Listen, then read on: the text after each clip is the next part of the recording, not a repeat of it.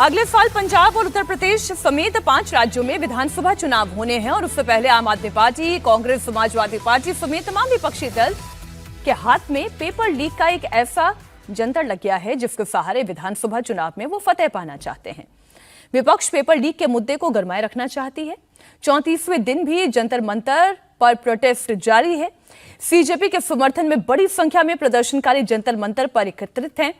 सुरक्षा के पुख्ता इंतजाम है, लेकिन पिछले 3 दिनों से इस प्रोटेस्ट में एक ट्रेंड देखा जा रहा है। जैसे ही शाम होती है, प्रदर्शनकारी उग्र हो जाते हैं, तो वहीं इससे लेकर विपक्षी पार्टियां भी एक्टिव हैं।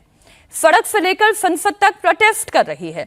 जो विपक्ष पहले पेपर लीक पर संसद में चर्चा की मांग कर रहा था, वो विपक्ष अब ये चाहता है कि पहले इस्तीफा हो और फिर कोई चर्चा हो। प्रदर्शनकारी जंतर मंतर पर डटे हुए हैं, सरकार उनसे बात करने के लिए तैयार है। अभी केंद्रीय मंत्री जितेंद्र सिंह ने बड़ा बयान दिया। जितेंद्र सिंह ने कहा कि सरकार की तरफ से 4 बार बातचीत की कोशिश की गई है। प्रदर्शनकारी जहां चाहें, सरकार वहां बात करने के लिए तैयार है।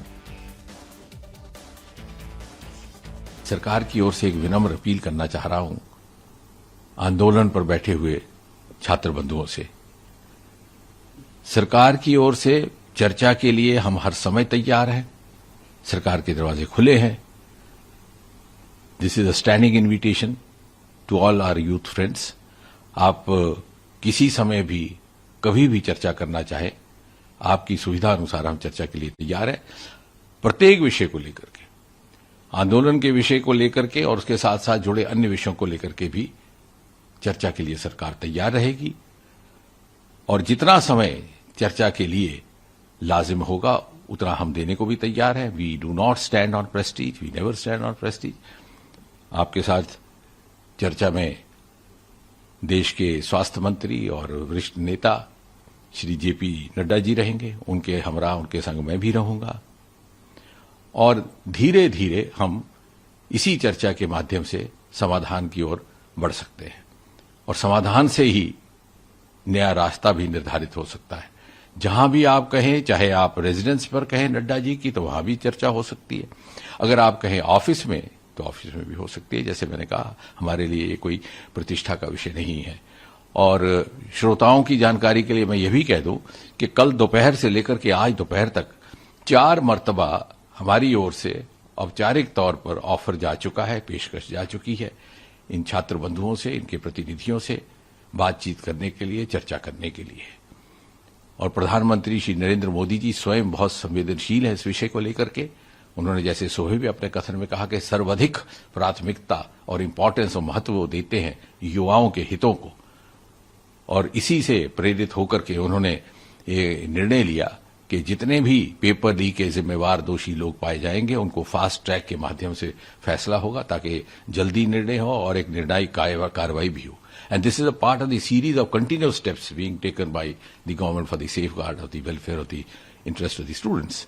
और इसलिए मैं एक बार पुनः बड़ी विनम्रता से आपसे अपील करता हूं कि आइए, बैठिए, चर्चा कीजिए और इस परिस्थिति का समाधान निकालने का हम एक ईमानदाराना प्रयास, कोशिश करें।